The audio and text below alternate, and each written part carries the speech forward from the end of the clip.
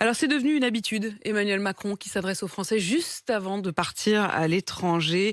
La dernière fois, c'était sur le tarmac, juste avant le second tour des élections législatives, avec cet appel: donnez-moi une majorité claire. Eh bien la deuxième fois, c'était hier soir. Et parce que hier soir, les Français lui ont répondu non à cette majorité claire. Alors il a fait son retour dans le téléviseur des Français, juste avant de partir à Bruxelles pour le Conseil européen. Il y avait dans son message quelque chose comme: je pars 2 jours les enfants, si vous pouviez ranger votre chambre et faire en sorte que quand je rentre, tout soit prêt. Le président de la République a donc donné 2 jours aux oppositions pour décider si oui ou non des compromis étaient possibles au Parlement pour avancer sur des textes urgents comme le pouvoir d'achat ou la situation à l'hôpital. Jusqu'où sont-ils prêts à aider, collaborer et participer? La réponse des députés ne s'est pas fait attendre.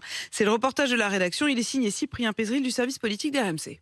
Emmanuel Macron a laissé 48 heures aux oppositions pour réagir, mais en réalité, il aura fallu attendre moins de 2 minutes pour que Jean-Luc Mélenchon lui réponde. Le choix n'est pas la ratatouille. Manière de dire qu'il ne faut pas mélanger soutien et opposants au programme du président et que les députés de l'Alliance de gauche n'ont pas été élus pour le défendre. Nous sommes pleinement et totalement responsables lorsque on prend la décision qui paraît conforme à l'engagement qu'on a pris devant ses électeurs. Il est donc absolument vain d'essayer de dissoudre la réalité du vote en l'enfumant de considérations et d'appels de toutes sortes qui n'ont pas de sens. Le RN et ses 89 députés se montrent légèrement plus ouverts que la gauche.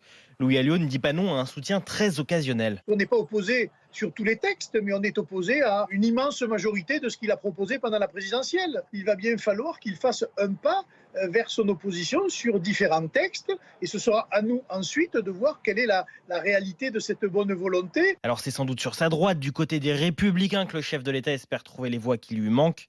Mais Nadine Morano prévient, pour les obtenir, il devra reprendre leur programme. Le groupe des Républicains proposera un paquet législatif avec des textes qui sont déjà prêts pour justement changer la vie des Français. Il faut que le gouvernement accepte des compromis. Un appel du président qui ne convainc donc pas les partis, mais peut-être quelques députés ici et là, estime la politologue Anne-Charlène Bézina. Il y a une stratégie de désunion qui pourra se jouer au sein des groupes, parce qu'il ne faut pas oublier que s'il lui manque 44 députés, il lui manque bien des individualités et non pas des groupes.